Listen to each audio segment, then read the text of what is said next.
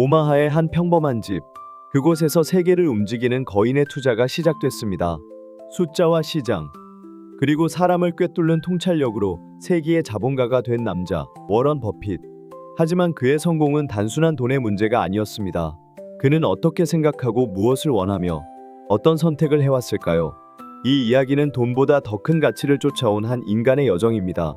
조용하지만 깊은 울림을 남긴 삶. 지금 그 흔적을 따라가 봅니다. 워런 버핏은 어릴 적부터 숫자에 대한 특별한 애정을 보였습니다. 8살, 9살 때부터 그는 도시 인구 통계를 외우고 스스로 주식 차트를 그려가며 시간을 보냈어요. 그에겐 숫자가 단순한 계산 도구가 아니라 세상을 읽는 언어처럼 느껴졌습니다. 1930년 네브래스카주 오마하에서 태어난 워런은 대공황의 한복판에서 어린 시절을 보냈습니다.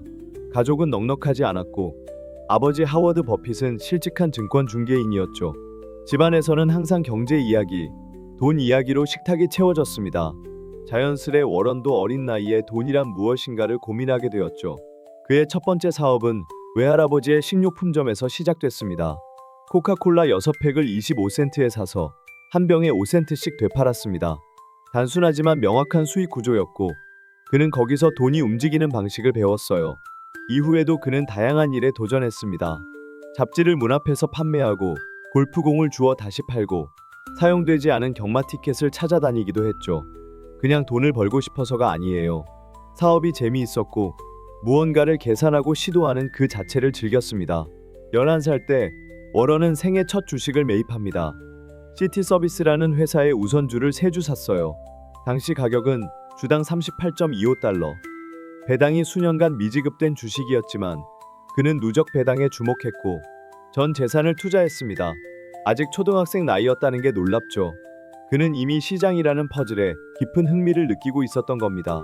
이후 가족은 아버지의 정치 활동으로 워싱턴 DC로 이사하게 되고 그곳에서 워런은 신문 배달 일을 시작합니다. 워싱턴 포스트를 매일 새벽에 돌리며 그는 성실하게 구역을 넓혀갔습니다. 나중에는 월 150달러가 넘는 수익을 올리게 되죠. 당시로선 굉장한 금액이었습니다. 학교 가기 전 이미 하루 일을 끝마친 셈이에요. 이 신문 배달을 통해 워런은 약 9,800달러를 모았다고 말합니다. 신문 한 부당 1센트의 이익, 그리고 수십만 부의 배달. 그는 반복되는 작은 수익이 쌓여 큰 성과가 된다는 걸 몸으로 익혔습니다. 고등학교 졸업 전 그는 이미 나는 투자자가 될 거야 라는 확신을 품고 있었어요. 단순히 돈을 벌고 싶어서가 아니었습니다. 그는 숫자와 시장, 사람들의 움직임을 읽고 해석하는 일을 정말 좋아했어요. 그저 공부가 아니라 자신에게 주어진 놀이터였던 셈입니다. 이 모든 경험은 훗날 버핏의 투자 철학, 자산 운용 방식, 그리고 평생 투자라는 개념의 시작점이 되었습니다. 고등학교를 졸업한 워런 버핏은 사실 곧장 투자에 뛰어들고 싶어 했습니다. 이미 수천 달러를 모은 상태였고 자신만의 사업 감각도 있었으니까요. 하지만 아버지의 권유로 와튼 스쿨에 진학하게 됩니다. 하지만 그곳에서 그는 큰 만족을 느끼지 못했어요. 빨리 시장으로 나가고 싶다는 마음만 커졌습니다.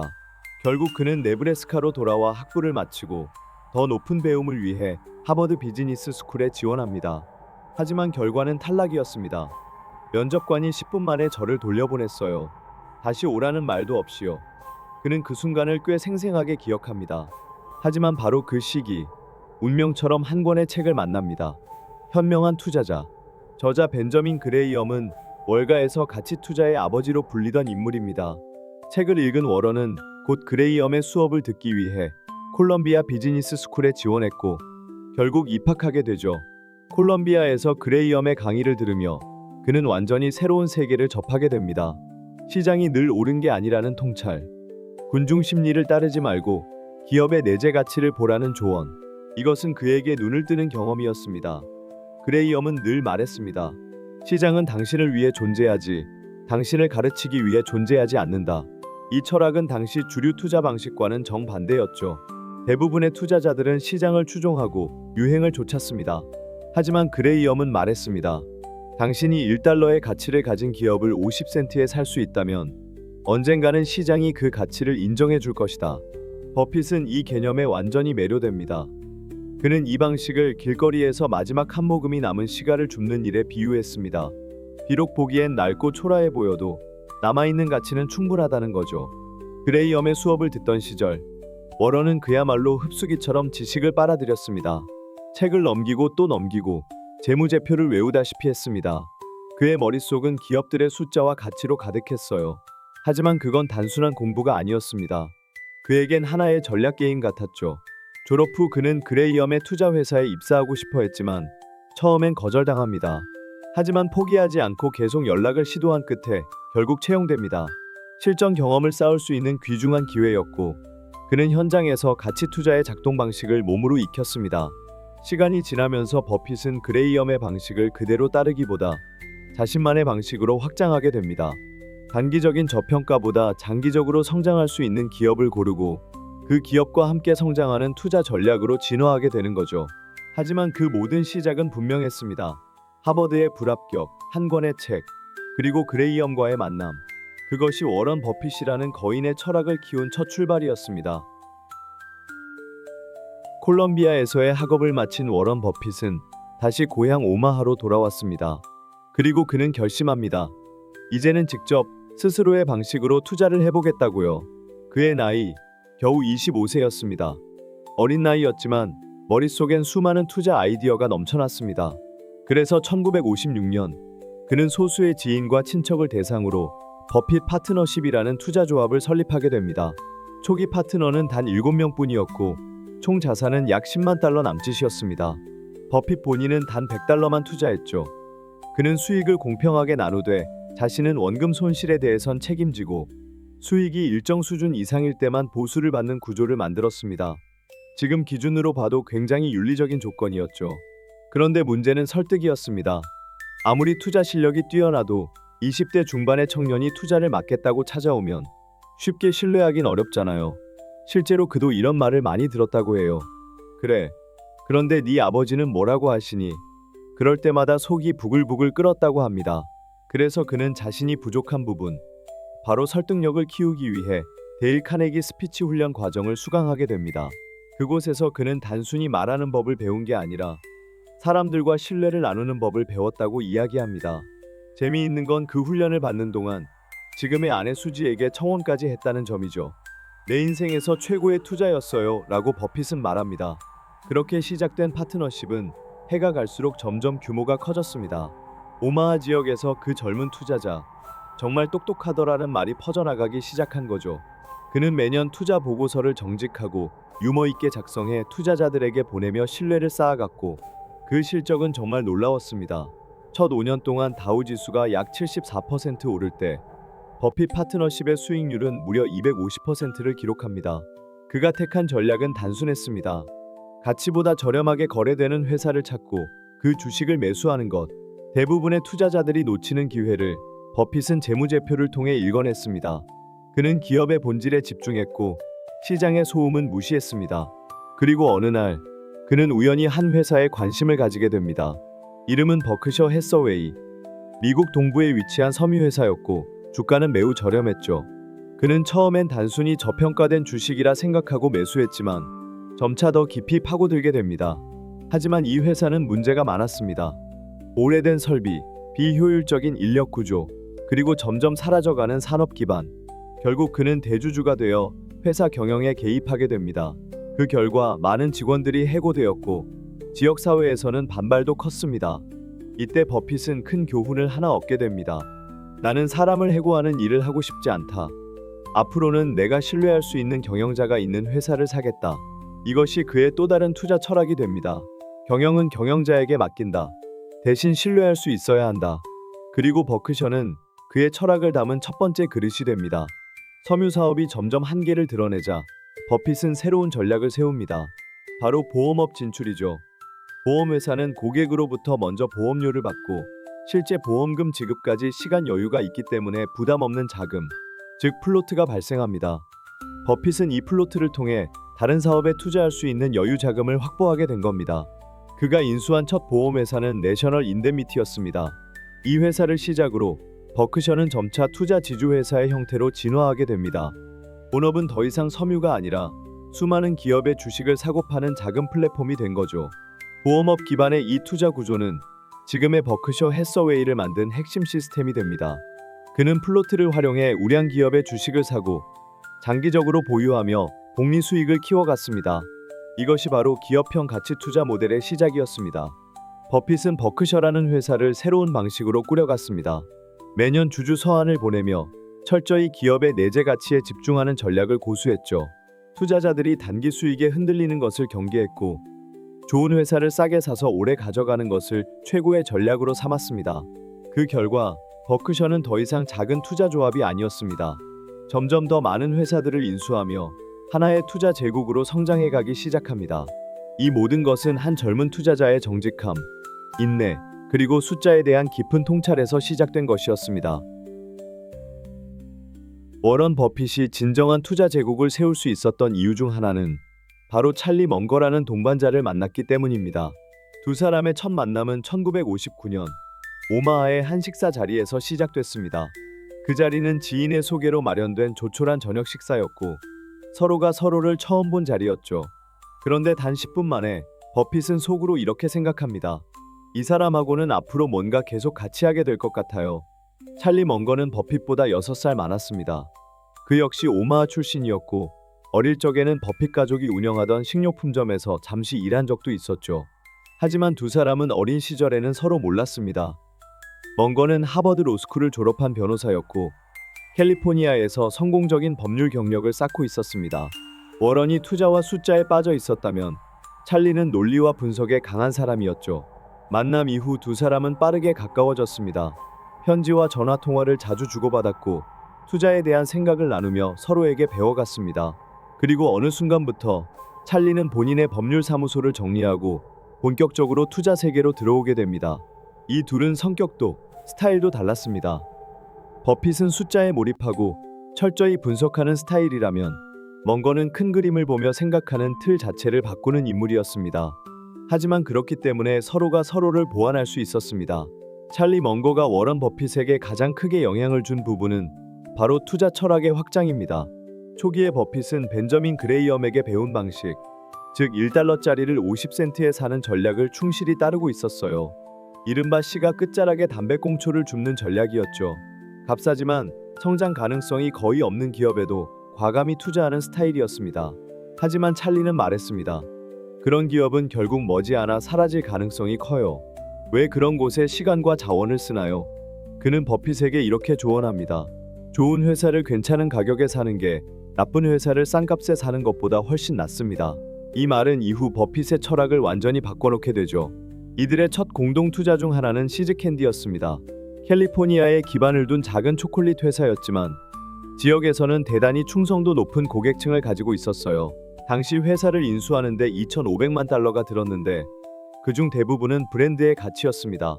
그레이엄식 가치 투자만 따졌다면 이 회사는 너무 비싸 보였을 겁니다. 하지만 찰리와 함께한 버핏은 브랜드 파워, 고객 충성도, 가격 결정력 같은 무형 자산의 가치를 보기 시작했고 그 결과 이 인수는 대성공으로 이어집니다.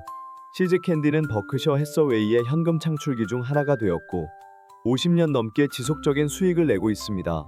또 다른 대표적 투자는 블루칩 스탬프라는 고객 보상 프로그램 회사였습니다. 이 회사 역시 꾸준한 현금 흐름을 제공했고 이 자금을 바탕으로 다른 회사를 인수하는 데 활용할 수 있었습니다. 찰리 먼거는 현금 흐름이란 말 그대로 기업의 피 같은 것이다 라고 말하곤 했습니다. 찰리와 함께하면서 버핏의 투자 전략은 점점 더 복합적 사고로 진화하게 됩니다. 단순히 숫자와 재무제표만을 보는 것이 아니라 기업의 질, 경영진의 역량, 브랜드 가치, 산업 구조, 그리고 소비자 심리까지도 고려하는 방식이죠. 찰리는 이런 전략을 역설적 사고라고 표현했습니다. 모두가 싸야 좋다고 말할 때 정말 중요한 건 좋은 것이냐입니다. 찰리 먼거는 파트너, 그 이상의 존재였습니다. 그는 언제나 워런에게 당신의 틀을 의심하라고 말했고 워런은 그런 친구를 깊이 신뢰했습니다. 두 사람은 함께 여행을 다니며 기업들을 직접 방문했고 밤늦게까지 책을 읽고 투자 아이디어를 나누며 서로의 세계를 넓혀갔습니다. 무엇보다도 그들은 돈만이 아닌 원칙을 중시했습니다. 신뢰할 수 있는 기업만을 선택하고 장기적인 시각에서 회사를 바라보며 투자자와의 약속을 지키는 것을 최우선으로 삼았습니다. 이러한 철학은 이후 수많은 투자자들에게 버크셔 스타일로 알려지게 됩니다. 버핏은 말합니다. 찰리와 함께하지 않았다면 지금의 나는 없었을 겁니다. 그는 내 지적 파트너이고 인생의 멘토입니다. 두 사람의 우정과 협업은 단순한 비즈니스 파트너십이 아니었습니다. 그것은 깊은 신뢰와 철학의 공유 위에 세워진 지속 가능한 관계 그 자체였습니다. 2023년 11월, 찰리 먼거가 99세의 나이로 세상을 떠났습니다. 그의 별세 소식은 버크셔 주주들뿐 아니라 전 세계 투자자들의 가슴을 뭉클하게 만들었죠. 그리고 워런 버핏은 수많은 기자들과의 인터뷰 대신 자신만의 방식으로 그를 추모했습니다. 찰리는 제 인생의 구조 설계자였습니다. 버크셔가 지금의 방식으로 운영되게 만든 건 찰리의 영향이었죠. 그는 투자만 잘한 게 아닙니다. 더 좋은 사람이 되는 법을 보여준 친구였어요. 또한 그는 2023년 말 주주 서한에서 이런 문장을 남겼습니다. 버크셔의 모든 좋은 결정엔 찰리의 지문이 묻어 있습니다. 그의 영향은 숫자에 담을 수 없는 가치입니다. 사람들은 나를 오마하의 현인이라고 부르지만 진짜 현인은 찰리였어요. 그는 찰리 먼거가 남긴 방식 그대로 겸손하고 명확하게 그러나 깊이 있는 애도로 친구를 떠나보냈습니다. 그리고 2024년 버크셔의 연례 주주총회에서 그는 무대에 서서 수천 명의 사람들 앞에서 찰리를 회상하며 이렇게 말합니다. 찰리는 제 북극성이었습니다. 그를 떠나보낸 건 내 인생에서 가장 큰 손실 중 하나예요. 하지만 그는 그 누구보다 오래도록 함께 있었고 지금도 제 사고방식 속에 살아 있습니다. 찰리 먼거와 워런 버핏, 그 둘은 한 사람의 이름보다 더 깊은 신뢰와 생각의 연대로 우리에게 남아있게 되었습니다. 1991년 여름, 미국의 대표적인 투자은행 중 하나인 솔로몬 브라더스는 전례 없는 위기에 직면합니다. 당시 이 회사는 정부 채권 시장에서 핵심적인 역할을 하던 기관이었고 월가에서 가장 강력한 투자은행 중 하나였죠. 하지만 내부의 한 트레이더가 규정을 어기고 정부 채권 입찰에 부정한 방식으로 참여한 사실이 드러나면서 회사는 순식간에 파산 직전의 상황에 놓이게 됩니다. 문제는 단순한 규정 위반이 아니었습니다. 회사는 그 문제를 알고도 이를 즉시 보고하지 않았습니다. 미국 재무부는 분노했고 솔로몬을 채권거래 시장에서 퇴출하겠다는 입장을 밝힙니다. 이 결정은 단순한 영업정지 이상의 의미였습니다. 솔로몬이 그 지위를 잃는 순간 수많은 고객과 투자자가 회사를 떠나고 회사의 신용도는 추락하며 결국 붕괴에 이르게 되는 구조였기 때문입니다. 이때 모두의 시선이 오마하로 향하게 됩니다. 바로 워런 버핏이 솔로몬의 주요 주주 중 한 명이었기 때문입니다. 그는 이전부터 솔로몬에 약 7억 달러를 투자해 대주주가 되어 있었고 회사의 경영에도 조언을 해오던 인물이었어요. 그리고 솔로몬의 이사진은 그에게 긴급히 연락을 취합니다. 워런, 당신이 와야 합니다. 지금 아니면 회사를 구할 방법이 없습니다. 워런 버핏은 망설일 틈도 없이 뉴욕으로 향합니다. 당시의 긴박함을 그는 이렇게 표현합니다. 나는 정말 무서웠습니다. 손이 떨릴 정도였어요. 하지만 누군가는 회사를 살려야 했고 그게 내가 해야 할 일이었죠. 그는 곧바로 이사회에 참여해 CEO 대행으로 취임합니다. 변호사도 아니고 채권 트레이더도 아니었지만 신뢰 하나로 그 자리에 앉은 겁니다. 그리고 다음 날 그는 수십 명의 기자들 앞에서 카메라 플래시를 받으며 말합니다. 저와 솔로몬은 재무부와 국민 앞에 약속합니다. 과거 잘못을 철저히 밝히고 다시는 이런 일이 반복되지 않도록 하겠습니다.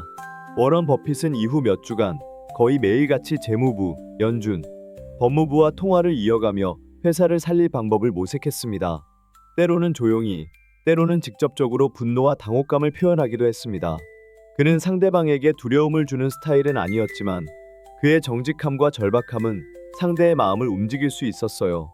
실제로 그는 당시 재무부 장관에게 전화를 걸며 감정이 북받쳐 울먹이기도 했다고 전해집니다. 그분도 제가 진심이라는 걸 느끼셨던 것 같아요. 결국 재무부는 결정을 보류합니다. 솔로몬은 일시적으로 정부 채권 입찰 자격을 유지하게 되었고 시장도 안도의 숨을 내쉬었습니다. 회사는 완전히 무너지는 것을 피하게 되었죠. 하지만 버핏의 고생은 거기서 끝나지 않았습니다.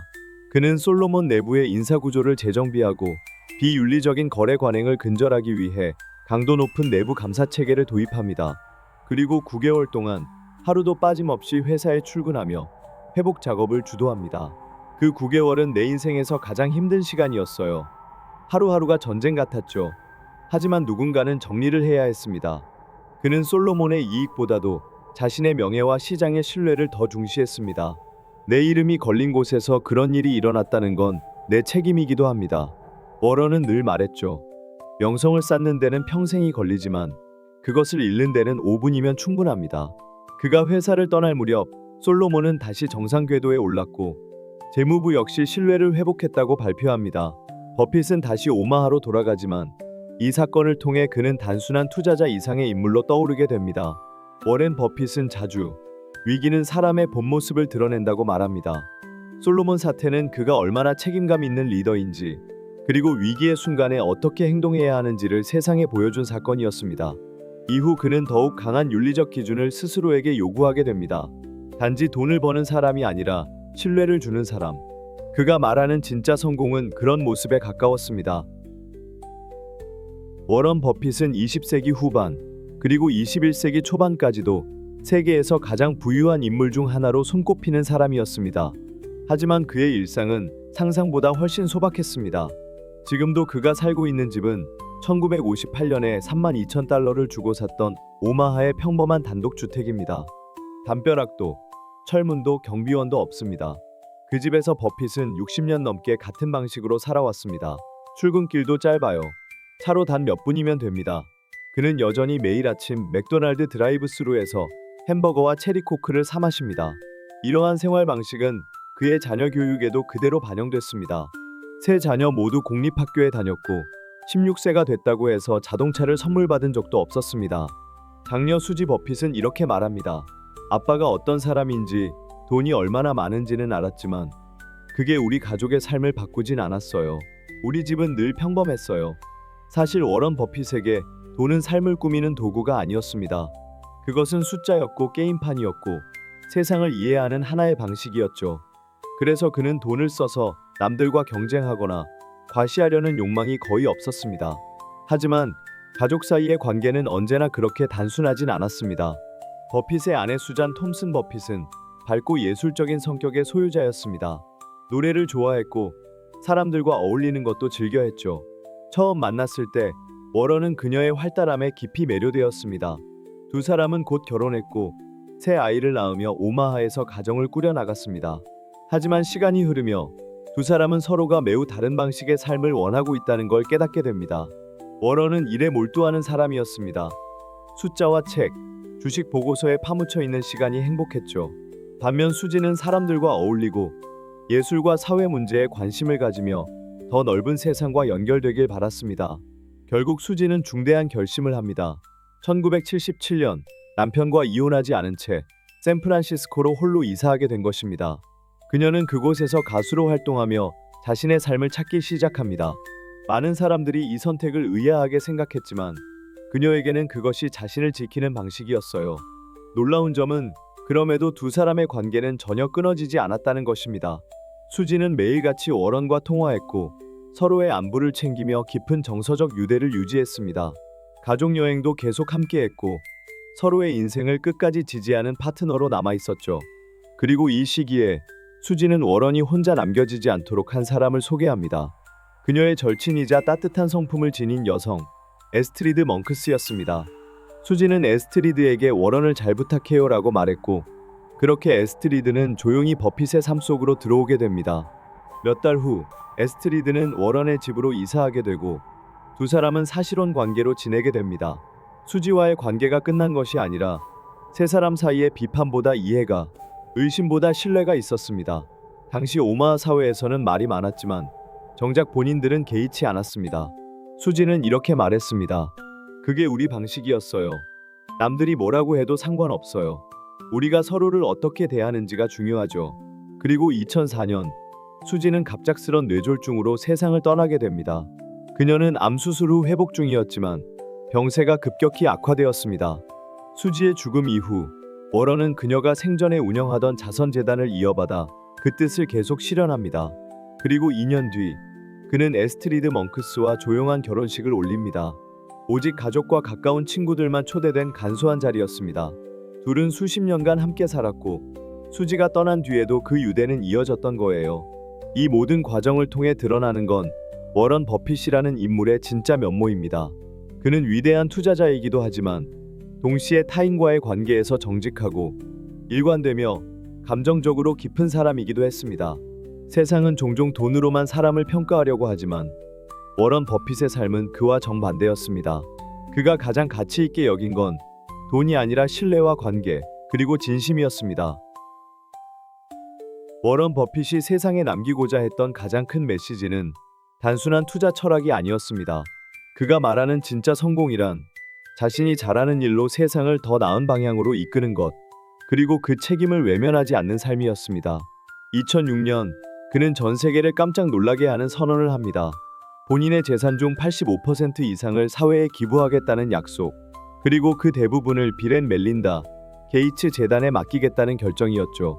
당시 이 발표는 단순한 기부가 아니라 부자들이 돈을 바라보는 방식 전체에 질문을 던지는 사건이었습니다. 그는 말했습니다. 나는 복권 당첨자예요.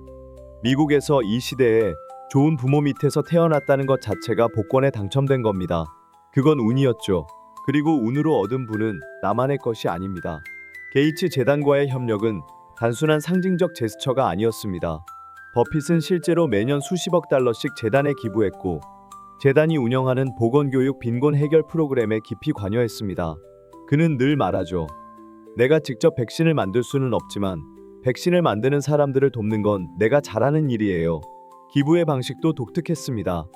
단번에 거액을 넘기기보다 매년 자신이 보유한 버크셔, 해서웨이 주식의 일정 비율을 순차적으로 매각해 재단에 넘기는 방식이었습니다. 이 방식은 두 가지 의미를 갖고 있었죠. 하나는 시장 충격을 최소화하고 다른 하나는 재단의 장기적 계획의 유연성을 제공한다는 점입니다. 그리고 그는 이 결정 뒤에 숨어 있지 않았습니다. 워런은 계속해서 대중 앞에 서서 부의 불균형에 대해 이야기했고 이를 시정하기 위한 정책적 제안까지 내놓았습니다. 그중 대표적인 것이 바로 버핏 룰입니다. 이 규칙은 간단합니다. 억만장자가 비서보다 낮은 세율을 내는 건 잘못됐다. 그는 실제로 자신이 수십억 달러를 벌면서도 세후 소득 기준으로는 사무실 직원보다 적은 세금을 낸다는 사실을 공개하며 이 문제를 지적했습니다. 그는 부자에게 더 많은 세금을 부과하자는 정치적 주장 이전에 공정함과 상식의 문제라고 강조했습니다. 나는 미국의 시스템 덕분에 성공했습니다. 그렇다면 그 시스템이 더 많은 사람에게 기회를 줄 수 있도록 유지하고 강화하는 게 당연한 책임 아닐까요? 하지만 그는 단순히 기부나 세금 문제에만 목소리를 낸 건 아니었습니다. 자녀에게 재산을 상속하지 않기로 한 결정도 많은 이들에게 충격이었습니다. 그는 말합니다. 내 아이들에게 남기고 싶은 건 거액의 돈이 아닙니다. 스스로 자신감을 갖고 도전할 수 있는 환경이에요. 너무 많은 유산은 때로 사람의 삶을 망치기도 하죠. 그는 자녀들에게 일부만을 물려주고 나머지는 사회에 환원하겠다고 결정합니다. 이것은 기회의 재분배라는 그의 철학과도 연결되는 부분입니다. 그의 오랜 친구인 빌 게이츠는 말합니다. 워런이 우리 재단에 남긴 건 단순한 돈이 아닙니다. 세상을 움직이는 방식에 대한 신념이고 우리가 해야 할 일을 분명히 바라보게 만드는 원칙이에요. 버핏은 90세를 넘긴 뒤에도 여전히 활발하게 활동하고 있습니다. 버크셔 해서웨이의 연례 주주총회에서는 여전히 수천 명의 주주들을 앞에 두고 장시간 질의응답을 이어가며 투자와 삶에 대한 통찰을 나눕니다. 그 자리는 단순한 사업 보고회가 아니라 삶의 철학을 나누는 공개 강의처럼 느껴질 정도입니다. 그는 여전히 햄버거를 먹고 체리코크를 마시며 오마하의 같은 집에서 살고 있어요. 하지만 그가 남긴 것은 결코 소박하지 않습니다. 그는 자신의 이름으로 세운 재단이 없는 사람, 자신의 이름을 딴 빌딩도 대학도 없는 사람입니다. 하지만 그의 이름은 수많은 사람들의 기억 속에 살아 있습니다. 나는 매일 아침 내가 정말 하고 싶은 일을 하며 하루를 시작할 수 있다는 사실에 감사해요. 그것보다 더 큰 성공은 없다고 생각합니다. 워런 버핏은 그렇게 부자의 역할에 대한 새로운 정의를 남기고 있습니다. 단순히 소유하는 것이 아닌 지혜롭게 나누고 책임지는 사람. 그것이 그가 선택한 삶의 방식이었습니다. 워런 버핏은 여전히 오마하의 집에서 하루를 시작합니다. 햄버거를 먹고 체리코크를 마시며 숫자 속에서 의미를 찾죠. 그는 말합니다. 내가 잘하는 걸 하면서 세상에 보탬이 되는 삶. 그게 진짜 행복입니다. 거대한 부를 움직이면서도 단순함을 지킨 사람. 그의 인생은 결국 신념과 책임으로 쓰여졌습니다. 워런 버핏. 그는 돈보다 사람을 믿었던 투자자였습니다. 영상을 끝까지 시청해 주셔서 감사합니다. 여러분도 자신만의 가치를 따라 살아가길 응원합니다.